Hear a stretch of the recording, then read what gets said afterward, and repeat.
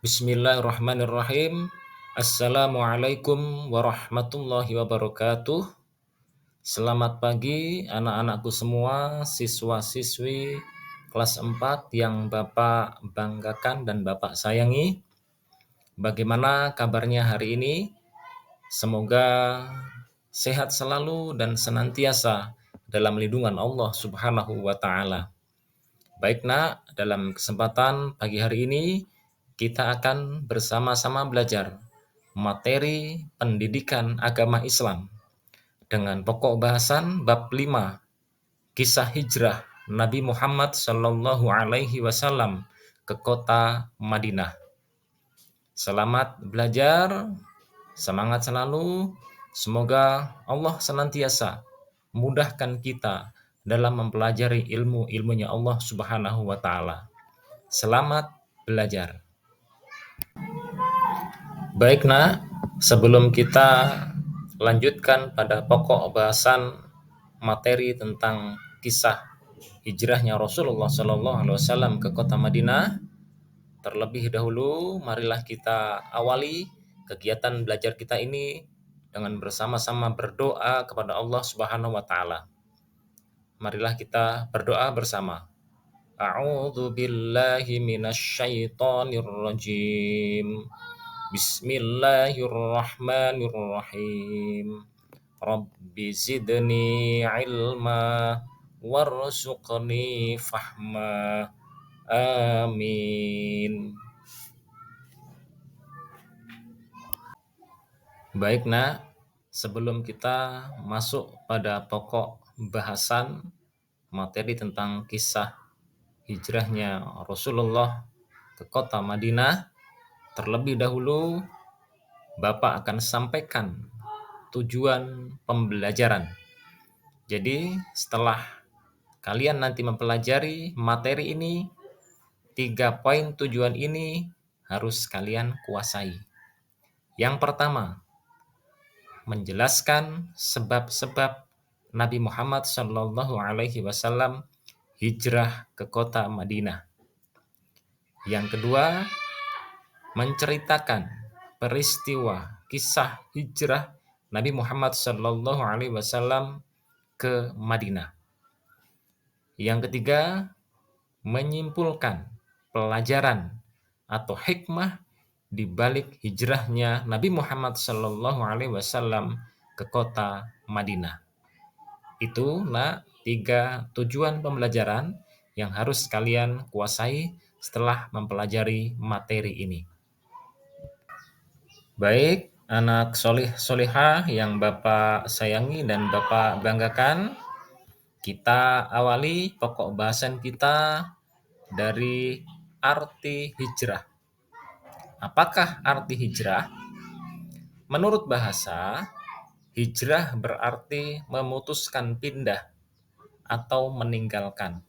Sedangkan dalam Kamus Besar Bahasa Indonesia, hijrah ialah perpindahan Nabi Muhammad Shallallahu Alaihi Wasallam bersama sebagian pengikutnya dari kota Mekah menuju kota Madinah untuk menyelamatkan diri dari tekanan kaum kafir Quraisy di Mekah. Jadi anak-anak, hijrah adalah perjalanan pindahnya Rasulullah atau meninggalkannya Rasulullah kota Mekah menuju kota Madinah dalam rangka berdakwah mensyiarkan agamanya Allah Subhanahu wa taala. Baik, anak soleh-solehah yang Bapak sayangi dan Bapak banggakan, kita masuk pada pokok bahasan yang pertama, yaitu poin A, sebab-sebab hijrah Nabi Muhammad Shallallahu Alaihi Wasallam. Jadi Rasulullah Shallallahu Alaihi Wasallam berhijrah dari kota Mekah ke kota Madinah itu bukan tidak memiliki alasan, tapi memiliki sebab dan alasan.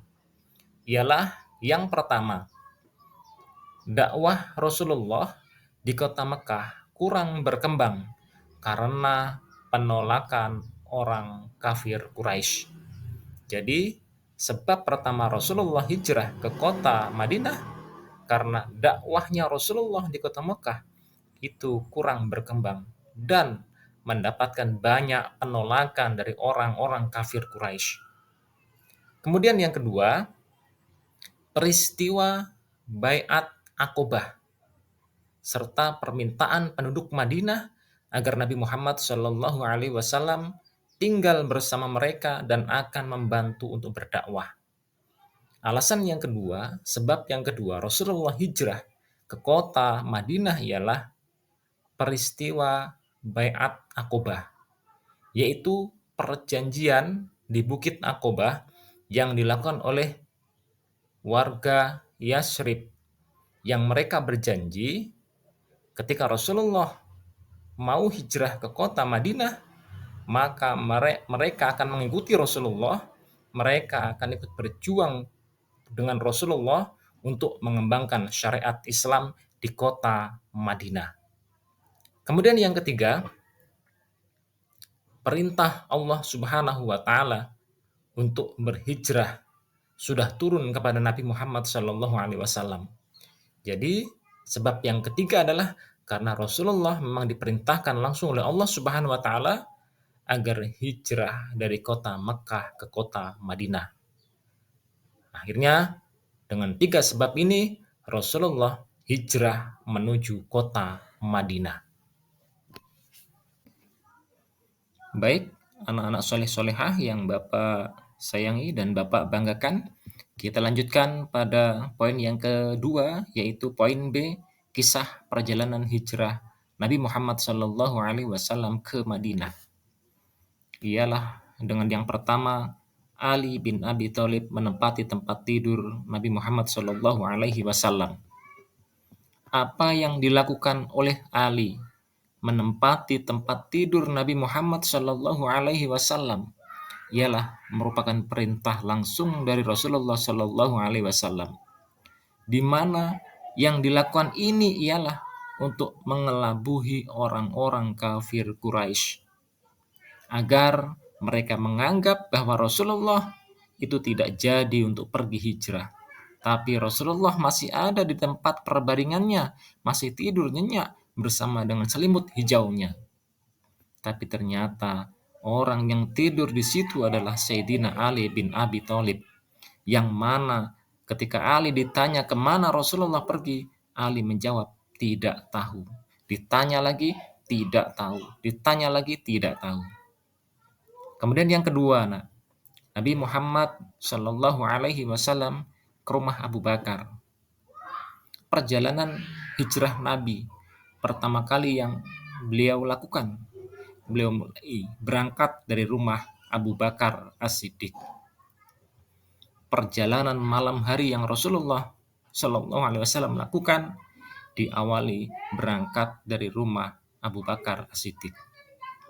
Kemudian dalam perjalanannya Rasulullah Shallallahu Alaihi Wasallam dikejar-kejar oleh orang-orang kafir Quraisy, dan Rasulullah Shallallahu Alaihi Wasallam bersembunyi di dalam gua yang bernama Gua Sur. Gua Sur adalah tempat persembunyian Nabi dari pencarian orang-orang kafir Quraisy, di mana selama 3 hari 3 malam Rasulullah bersembunyi di dalam Gua Sur.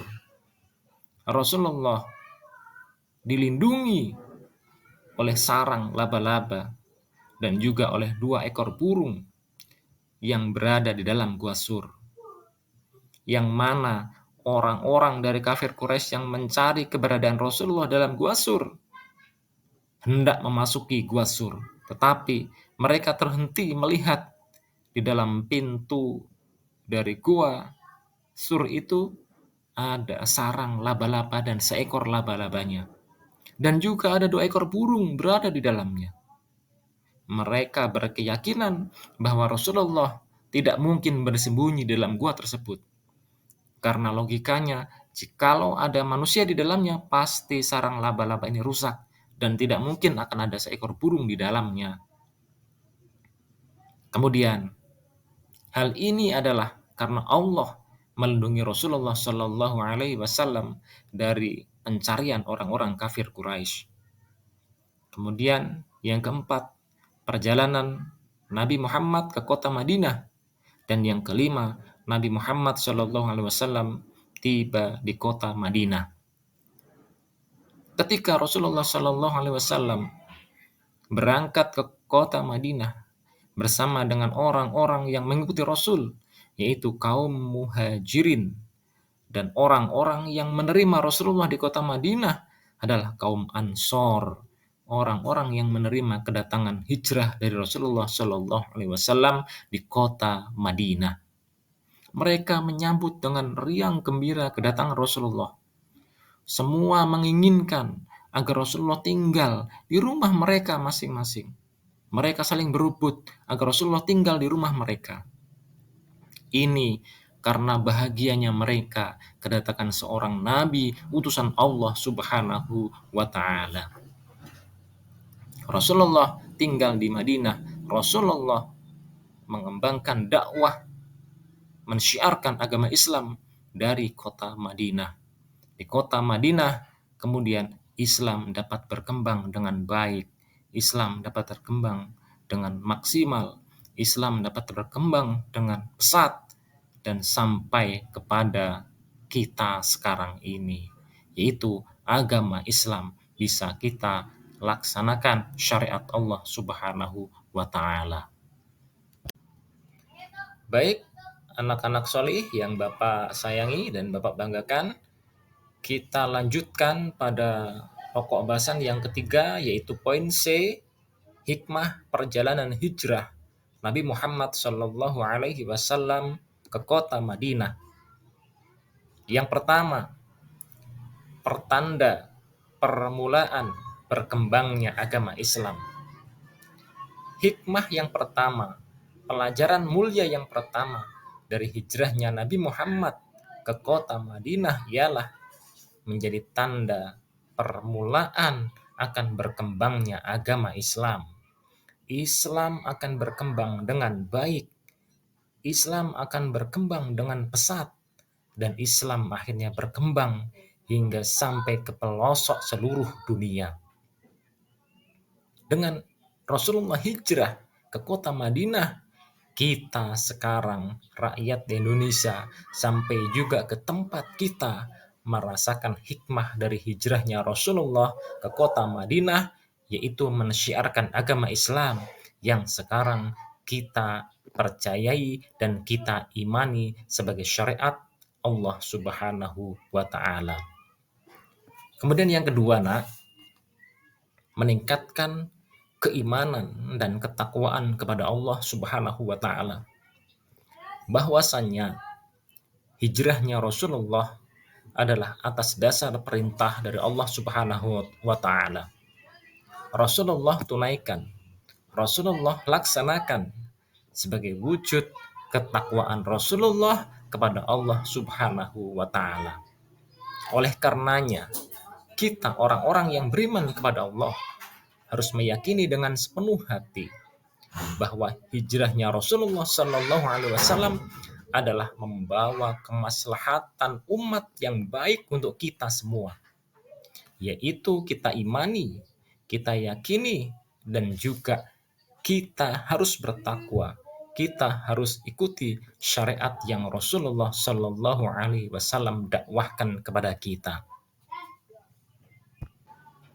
Anak-anakku yang solih solihah, demikian pemaparan materi yang Bapak sampaikan mengenai peristiwa hijrahnya Nabi Muhammad Shallallahu Alaihi Wasallam ke kota Madinah. Semoga apa yang telah kita pelajari, apa yang telah Bapak sampaikan dapat kalian fahami, dapat kalian mengerti, dan semoga ilmu yang kita pelajari ini Allah jadikan ilmu yang bermanfaat, ilmu yang berkah untuk kita, untuk keluarga kita, untuk saudara kita, kaum muslimin muslimat, bermanfaat berkah dunia akhirat. Amin ya rabbal alamin. Baik, yang terakhir anak-anak, marilah kita tutup belajar kita dalam kesempatan pagi hari ini dengan bersama-sama mengucapkan lafaz hamdalah, alhamdulillahirabbil alamin. Terima kasih. Demikian yang dapat Bapak sampaikan. Kurang dan lebihnya mohon maaf. Apabila ada hal yang belum jelas, silahkan ditanyakan. Insya Allah akan Bapak berikan jawabannya sesuai dengan kemampuan Bapak. Bapak akhiri, terima kasih. Wassalamualaikum warahmatullahi wabarakatuh.